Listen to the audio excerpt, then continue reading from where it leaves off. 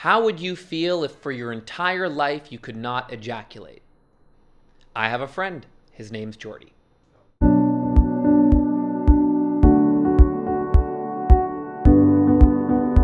I was in university, this one girl that I didn't really date. It was sort of an on and off thing. And she was like, hey, you should go to the doctor. And I went, what are you, crazy? What do I go to the doctor for? She said, well, you can't come. So my experience with male infertility is that I have what's called CBAVD. Essentially, I have a genetic disorder where I do not have a vas deferens on either side.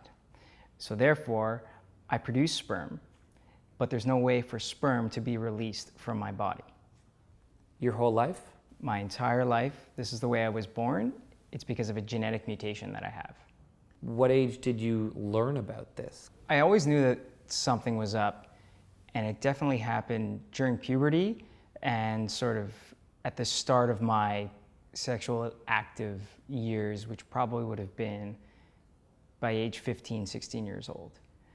And, I had always felt that I could perform, but at the end of it, essentially what happens to me is nothing happens. There is nothing, I don't produce anything, I don't release anything, I guess you could say. Is there an orgasm? Yes, there is. So the sensation is? The sensation is there, but the physical release is not there. So I guess it would last the same amount of time because I have the physical sensation, right? Right. So, the muscles working and stuff Right. like that. So that all works.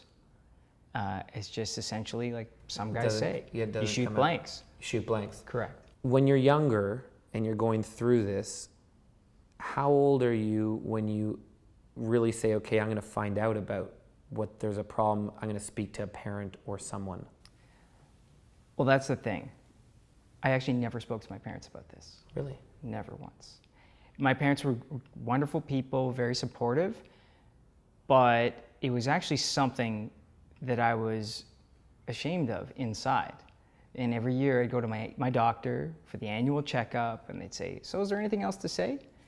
And I'd say, no. Really? And every time in my head, I'd say, I probably should tell them that I can't, when I ejaculate, nothing's there. Never said a word. Right. Into my early 20s, in university, dating women, they always thought I was a great guy. I had a couple of girlfriends and I'm such a nice guy and they really liked me, so maybe they were just being really kind, but they never said anything. Did you say anything?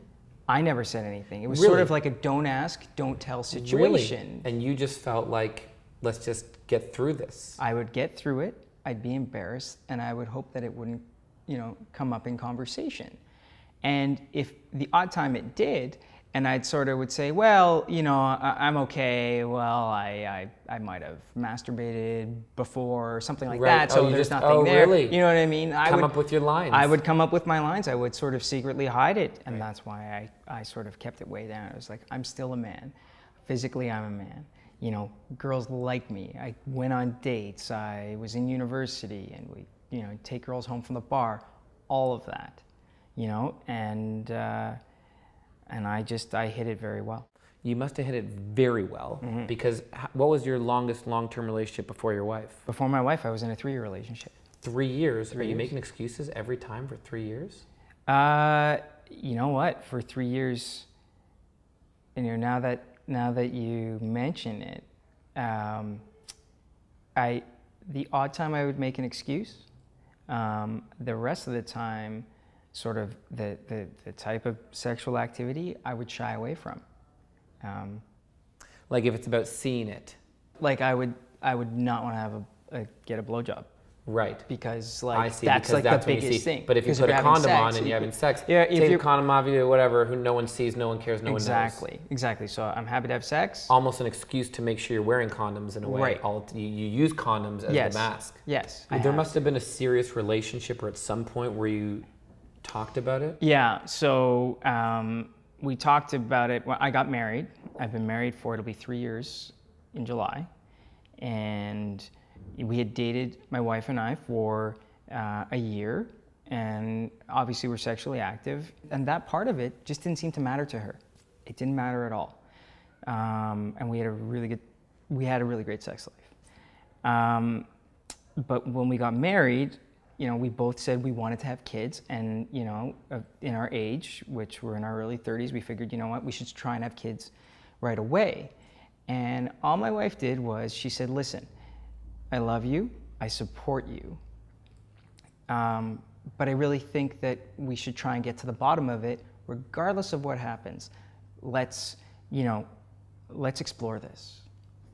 And that's the first time in my life that I felt comfortable saying, I can't come. Do you think it takes that you're married now to be able to just say it and put it out there because you have the support of your wife? 110%. 110%. 110%. That's beautiful. Yeah. Who said it first, you or your wife? My wife. She said to you, let's talk about this. She said, let's talk about this. Let's get to the bottom of this. And whatever happens, I stand behind you 110%. Did she say, I know you're hiding something? Yeah. She said, I know there's an issue, and we got to deal with this. And when that conversation, you must have gulped hard. In that moment, my heart skipped a beat, and it was nerves. It was like, oh shit, she knows. But then immediately after, when she said, whatever happens, I'm totally behind you and support you, I'm truly thankful for that. You have kids. That's right. Tell me about that process. How'd that work? My wife and I went to the fertility clinic, and they harvested my wife's eggs, and they froze my left testicle. They took one needle and froze it, and one needle, and they extracted it, and it took 5 minutes. They fertilized the egg with my sperm, so my sperm are immature sperm. They don't have the tail. So what they did was they created embryos. It was the day that they were going to transfer the embryos into my wife's uterus, and we were only planning on trying to have one child. And literally the operation was about to begin, and our doctor said, well, you know what, there's a really good chance that you guys could have twins, so why don't we just try for 2? And my wife was literally on the operating table. They're about to get started, and she looked at me and she said, I don't know. And I said, don't worry about it. I'm gonna look after everybody. This is such an unbelievable thing that we're doing. And I said, let's transfer the 2, and my wife agreed. And in vitro fertilization doesn't normally happen on the first shot, but they transferred 2 that day, and I have a lovely little boy, Brandon, my son, and my daughter, Haley, my beautiful daughter, Haley. Unbelievable. Yeah. And you had a choice. Yeah, we had a choice. You had a choice, basically, to have 1 or 2. That's right. Unbelievable. And we chose to go for it because... What a profound thing. Yeah. Because... We chose to go for it because we were so fortunate, to find out my issue and to give it a shot. So we thought, let's take our best shot. Emotionally, that must have been very profound for you. It absolutely was. Thank you for sharing your story. Anytime, thank you What for having made me. you want to share your story publicly? I really wanted to share my story publicly because there's such a stigma behind male infertility. In going through the fertility treatments and being at the fertility doctor and seeing all these men there and all these women, and you can't talk to each other. Women have support groups, but for men, you do not talk about it. And for me, it's something that I truly believe that we should just be completely open about it and develop support groups, do whatever, because you know what? There's absolutely no shame at all. And if I could tell somebody who's 15 years old today that, you know what, you got nothing to worry about, there's nothing to be afraid of, there's nothing to be ashamed of. Totally. And if I knew of somebody like me when I was growing up, I would have loved to have been able to talk to them and say, like, is this okay? Am I gonna be all right? How do I deal with girls? That would have been huge for me. Thank you so much for sitting with me, Jordy. Thanks, Dave. This has been another episode of Who We Are, and the question is, who are you? Thank you for joining us. We think these stories and conversations are really important to share, and so if you do too, we'd love for you to like the video, share the video, subscribe to our channel, and check out our other interviews, because it's who we are.